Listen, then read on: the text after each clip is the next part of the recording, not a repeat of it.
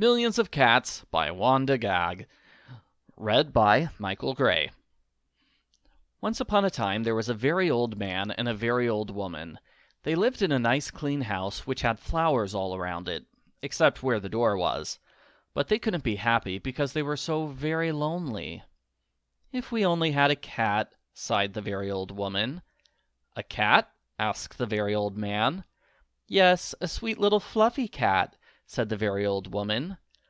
"I will get you a cat, my dear," said the very old man. And he set out over the hills to look for one. He climbed over the sunny hills, he trudged through the cool valleys, he walked a long, long time, and at last he came to a hill which was quite covered with cats. Cats here, cats there, cats and kittens everywhere.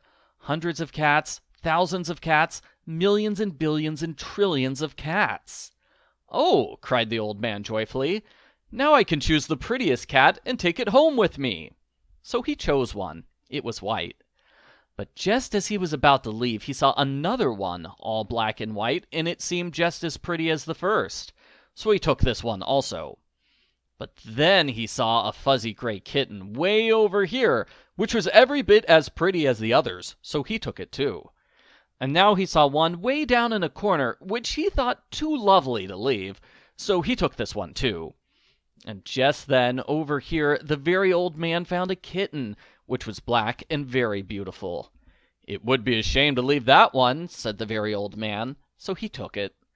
And now over there he saw a cat which had brown and yellow stripes, like a baby tiger. "I simply must take it!" cried the very old man, and he did. So it happened that every time the very old man looked up, he saw another cat which was so pretty he could not bear to leave it, and before he knew it, he had chosen them all.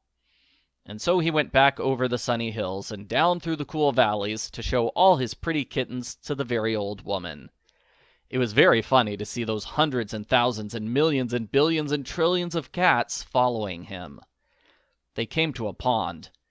"Mew, mew, we are thirsty," cried the hundreds of cats, thousands of cats, millions and billions and trillions of cats. "Well, here is a great deal of water," said the very old man. Each cat took a sip of water, and the pond was gone. "Mew, mew, now we are hungry," said the hundreds of cats, thousands of cats, millions and billions and trillions of cats. "There is much grass on the hills," said the very old man. Each cat ate a mouthful of grass, and not a blade was left. Pretty soon the very old woman saw them coming. "My dear," she cried, "what are you doing? I asked for one little cat, and what do I see? Cats here, cats there, cats and kittens everywhere. Hundreds of cats, thousands of cats, millions and billions and trillions of cats." "But we can never feed them all," said the very old woman. "They will eat us out of house and home." "I never thought of that," said the very old man. "What shall we do?" The very old woman thought for a while, and then said, "I know, we will let the cats decide which one we should keep." "Oh, yes," said the very old man, and he called to the cats, "Which one of you is the prettiest?" "I am." "I am." "No, I am." "No, I am the prettiest." "I am." "No, I am." "I am." "I am," cried hundreds and thousands and millions and billions and trillions of voices, for each cat thought itself the prettiest. And they began to quarrel.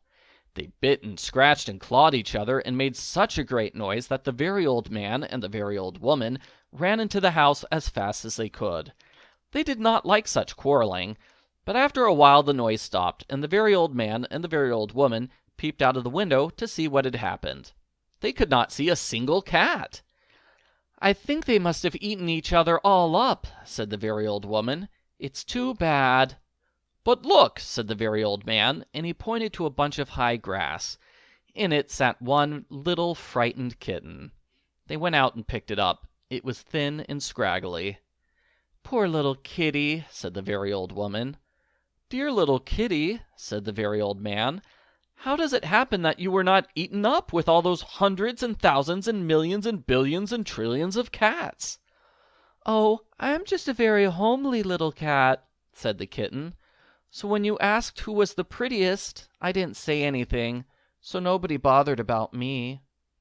They took the kitten into the house, where the very old woman gave it a warm bath and brushed its fur until it was soft and shiny.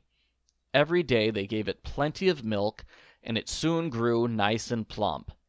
"And it is a very pretty cat after all," said the very old woman. "It is the most beautiful cat in the whole world," said the very old man. "I ought to know, for I've seen hundreds of cats, thousands of cats, millions and billions and trillions of cats, and not one is as pretty as this one." The end.